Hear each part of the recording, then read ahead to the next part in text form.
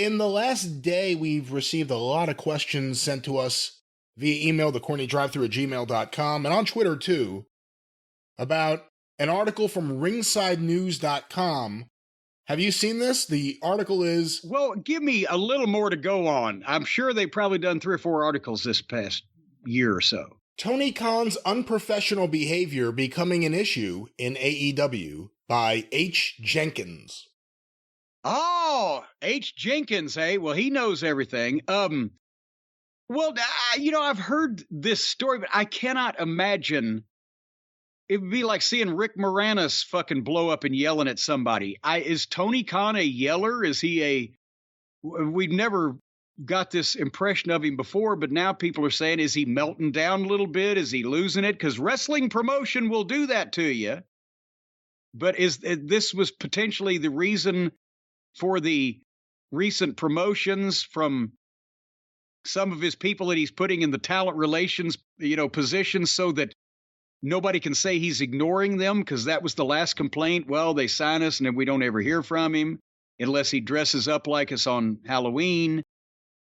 So maybe that's that. But is Tony going off and screaming at people, God damn it, pal, you've killed the whole angle?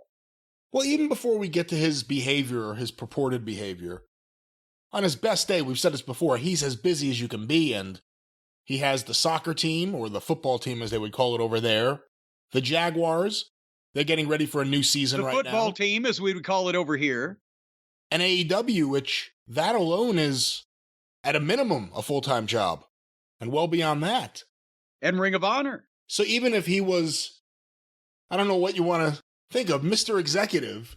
Even if he was as calm and placid as a gentle lake, even if he was the second coming of Kwai Chang Caine and was centered and always calm, wrestling promoting will make you a fucking lunatic. And dealing with all the other lunatics that you've got to deal with when you're a wrestling promoter will make you a bigger lunatic. And as I've said before, everybody in wrestling is crazy. It remains to be seen whether they were crazy and that's why they got into wrestling, or they got into wrestling and that made them crazy. But everybody's crazy. So with Tony being generously described as high-strung, let's say, and with all of this chaos and burden and overwork and etc., maybe he's getting a little bit of a shorter fuse. I wonder if he's going to start slapping them next. Well, I seriously doubt that. But here's the article, and actually the first thing in the article is an update. Click here for our exclusive update about Tony Khan chasing a high-ranking staff member down to convince him not to quit over his backstage behavior. I won't click that yet. We'll go to this, what is now labeled the original article here. Tony Khan is charismatic in interviews, and he's also incredibly meme-worthy. Wait a minute. Back up. Did I hear he's incredibly charismatic in interviews? In much the same way that a psychiatrist who interviews the latest occupant of a padded cell would say, well, he was very charismatic. Well, who are you to doubt H. Jenkins? That's true. Let me go back to this here. It turns out Tony Khan is also getting a bit of a reputation for being unprofessional. Ringside News has learned that Tony Khan's behavior backstage in AEW has become an issue. We were told that he goes overboard with how he talks to the commentary team on their headsets on a regular basis as well. What is it with the wrestling promoters? He wants to be Vince, so now he's got to yell at the announcers. Of all the people in that company that he could be yelling at, he's yelling at the announcers? Well, to be fair, it doesn't say yelling. We don't know if it's yelling, but let me ask you this on this topic. You were a promoter and a commentator. You were also a promoter and not the commentator. We've seen examples like Bill Watts, who was maybe the greatest commentator of all time. Eric Bischoff didn't work out so well. Is it hard to be the promoter and not be in the ear of the commentator one way or another, whether you're there or whether you're in the back? Well, no, it's not. It's not hard at all. Especially if you're not on the fucking headset. But here's the thing. in most of the promotions that I've been involved with, only in Ring of Honor did I ever talk to the announcers while they were doing their job. In Smoky Mountain, besides the fact that I was an on-camera heel manager and participant that was in and out a lot, I had somebody that sat on the headset in the locker room that could communicate with the truck out back, because I couldn't be going back and forth to the truck and still kayfabe. But also we had a production meeting, and I had Bob Caudle and Dutch Mantell, or I had Jim Ross for a while, or I had Les Thatcher. So we had a production meeting beforehand. I had the notes for the formats with all the things that the announcers needed to plug or reference or remind people about. And we had a meeting for an hour and a half-ish or so, give or take a little bit either way, and went through the shows that we were going to shoot that night. And then the announcers did their job.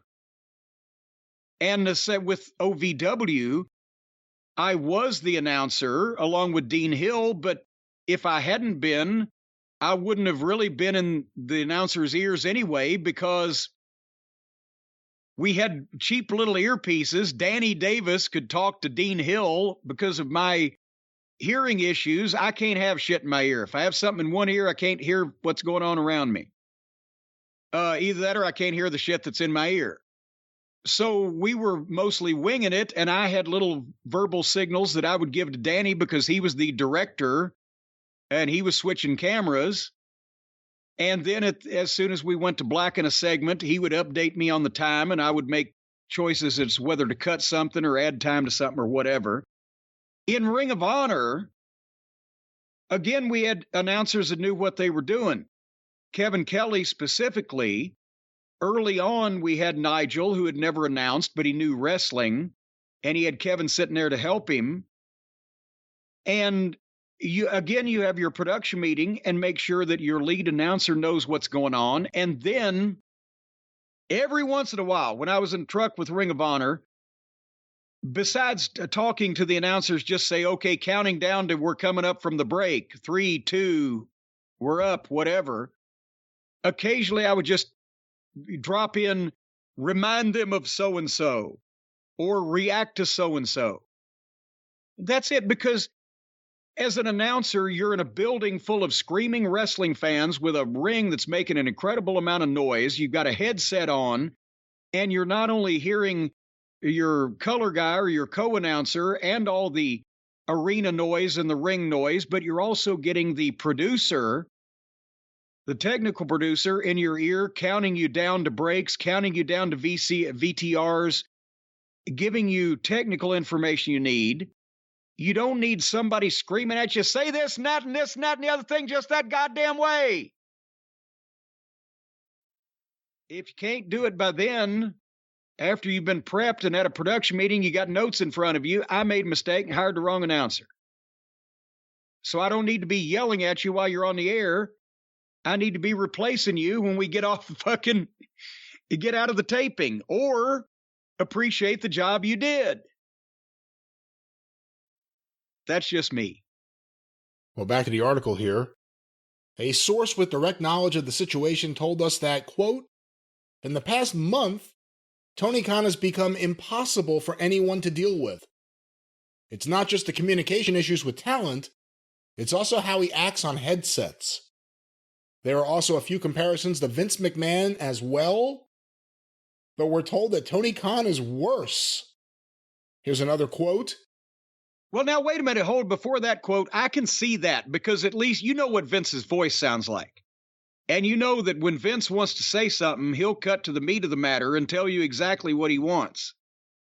If Tony talks on the headset in an excited manner and or upset, like he runs on his sentences at the media scrams, then what in the world are you listening to? And how would you be able to fucking determine what to quickly, as an announcer in a soundbite, process the information you're being told and then say that? So I can believe Tony would be worse than Vince. I'm looking at this article, not to dismiss this or anything, because the next quote here, it kind of Here's the quote that's here. People who have worked, this is a quote.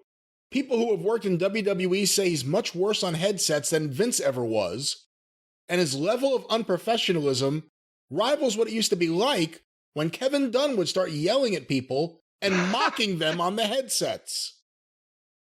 And now that's the thing. Before Vince was on the announcers' headsets, Kevin Dunn was on the headset because Kevin Dunn was legitimately the producer of the television program. And that was his job to talk to the announcers, to give them time cues, to tell them where they're going, or tell them what they're coming out of, to reinforce that even though it's on the format, or to drop in and suggest that they plug the pay-per-view or they do the sponsor spot or whatever the case. And I have heard other people say that he would get, what's the word I'm searching for? Snotty with them and make fun of something they said or whatever the fuck. He didn't do it to me because of our previous fucking history, right? And also because, to be honest, everybody except Kevin Dunn thought that JR and I were the ones that knew what the fuck we were doing on the announce crew up there. So I didn't ever have a problem with anybody in my ear, but other people did. So what's that quote? Well, that was the quote. That's the fact that that is in quotes and it's a breakaway from the main article, and it's such a weird thing because it doesn't read like a quote in any way. Well, then what's the update on this? Because now here's another thing. I can imagine some of these goddamn sentimental, soft, easily hurt-feeling wrestlers going to the ringside people here or whatever and say, oh, he talked mean to me, because they think I talk mean to people.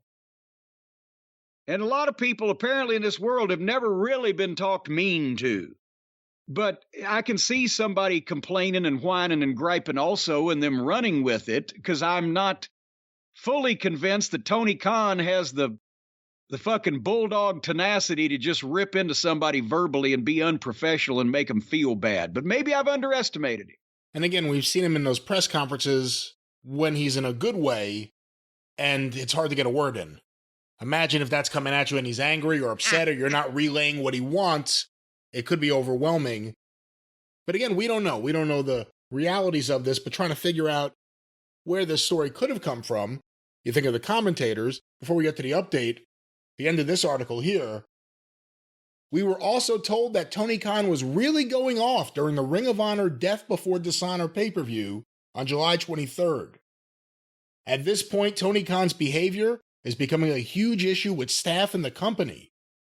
We'll have to see if he is able to correct some of those issues. Well, so who was the fucking guy he supposedly had to talk out of quitting? We never found out? That's the article here, the update. Tony Khan had to beg high-ranking backstage name not to quit over his unprofessional behavior. This is also by H. Jenkins, who's working the AEW beat, apparently, for Ringside News. H. Jenkins. AEW. Well, who was it? It doesn't say. What? It says AEW appeared like a great place to work when they opened their doors, but it seems like the cracks are starting to form. Tony Khan is leading AEW in his own direction. Hey, it's his company. And his tactics were seen as less than professional along the way. Ringside News goes into the previous report. A source with direct knowledge of the situation told us that someone in a high-ranking position backstage told Tony Khan that he quit the company following a night of explosive outbursts. Then Khan took action in a fast manner. We are told that Tony Khan chased him down, that's in quotes, and promised to change his behavior. That's another quote. After that, Tony Khan promoted Sanjay Dutt, Pat Buck, and the others to help with the workload. It's like Gilligan's Island. Sanjay Dutt, Pat Buck, and the others. And Ginger, Professor and Marianne didn't even get the first season mentioned in the theme music. But somebody, okay, with this person had firsthand knowledge of the situation, wouldn't firsthand knowledge include who the big name was he had to talk out of quitting? Was it a big name or a backstage? It was a high-ranking backstage name. Okay. What are the backstage rankings this week? Dustin Do they Rhodes have at number those 10. two? Oh, I'm sorry. Go ahead. I was about, do they have those two? Like he's got the win-loss records. Does he rank the backstage people? And where does the fucking EMT guy fit this week? He's moved up from number 17 to number 14. We don't know who the high-ranking backstage name that quit and then was talked back with Tony promising to change his behavior. But if any of this is true, and I'm not here to doubt H. Jenkins, he's got a great reputation from what I have just read in these two articles here. But we don't know anything else about this. Does this say anything? Is this something to be concerned with? Is it happening something to be concerned with? Is the fact that stories like this are getting out now? You know, in a lot of ways, the coverage of AEW is starting to change with a lot of people that, you know, didn't look at it the same way that we did maybe early on. Well, here's the thing. Everybody yells in wrestling, or they used to at least. If everybody that I've ever seen, that except for Jerry Jarrett, I don't think Jerry Jarrett has a loud voice, but everybody yells because you're under time constraints. It's like coaching from football sidelines. You're sending out signals in an active, ongoing game, or you're trying to get somebody to do something, or you're getting the fucking players in the right place, or cover him, or whatever. It's the same urgency. There's no screaming like, I hate you, motherfucker, I want you to die. We're going to fight now. I'm going to put my hands around your throat. When those happens, then everything else stops down and people are paying attention to that type of deal. But just normal yelling is because of live television, urgent nature of action being taken, whatever the fuck. And only until the recent generation did anybody ever even think anything about it or get upset about it. But if Tony Khan and with Vince yelling, yeah, Mick Foley, that's the reason he quit. Ended up going to TNA. They were making him an announcer. He didn't want Vince yelling at him. He said, Vince, while we still like each other, I'm just going to quit and move on. But at least Vince knew what he was doing and knew what he wanted and is so articulate, especially in moments of crisis, in expressing himself and what he wants done right there at that particular fucking second. As I said, I can see Tony from the media scrums, from speaking to him on a telephone. He uses a lot of words. They all come quickly. And if he's upset or panicking or worried that the ball's been dropped in some way, then yeah, he's probably going to be even quicker and faster and louder, whatever the fuck. And I can see an announcer or someone backstage having to relay this information going, fucking shut up and leave me the fuck alone. I don't know what the fuck's going on here. That type of thing. So, but the thing is, again, Tony is going to melt down or crack up, one or the other, at some point in time, unless he gets help that he needs. Not help in talking to the underneath talent or foisting off that responsibility to somebody else on, in the office administration. Help is cohesively and logically gathering all of their eggs up in the basket, taking a look at all of them, seeing which ones are the fat ones that have just been laid and are going to be the tastiest, and adopting a battle plan. Creative, with experienced and logical creative with the guys in the ring that have some knowledge. And this is the problem I've said. Tony doesn't know who to talk to because he doesn't know who to believe. And the people not with the best information, but with the best delivery will win out. But he needs people in charge of his creative and his talent roster that are going to be in control of it, instead of letting it be in control of them. Jim Ross has been the vice president of talent relations for the biggest wrestling promotion in the world and had occupied that position for, 15 years or whatever.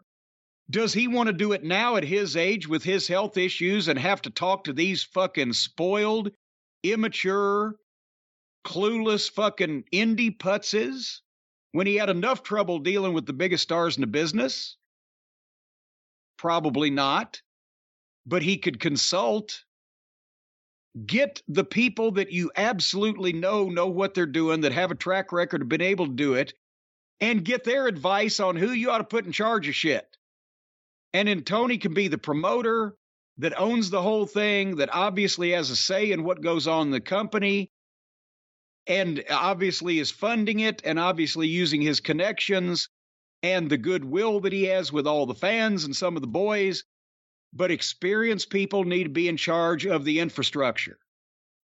Or elsewise, you're going to have a situation where Tony has a stroke or a heart attack or a nervous breakdown, or just melts down and screams and goes and jumps in a river somewhere. Because sooner or later, even the people that have been in the wrestling business for years and years and years, it happens. They crack, or they quit, or they walk out, or they go nuts, or they say, fuck it all. I'm going to a monastery in Tibet. So, I mean, it's going to happen to him. It's just a question of when. If he doesn't get some help, that not only for his own health, but also for the company's success, because already, is this the honeymoon period where the fans were going to watch whatever AEW did for a while because it was the personal grudge they had against Vince and the WWF style of wrestling that they hated? But now are they starting, as the honeymoon comes to an end, well, wait a minute, this shit doesn't make a lot of sense either. And fuck, at least in the WWF, the main event guys look like main event guys. They start seeing weaknesses. The ratings start going down a little bit. And Tony also finds out, shit, I can lose 3 or 4 guys to injury and it screws my whole show. All the things that you start finding out. And there's a new guy in charge of the WWF.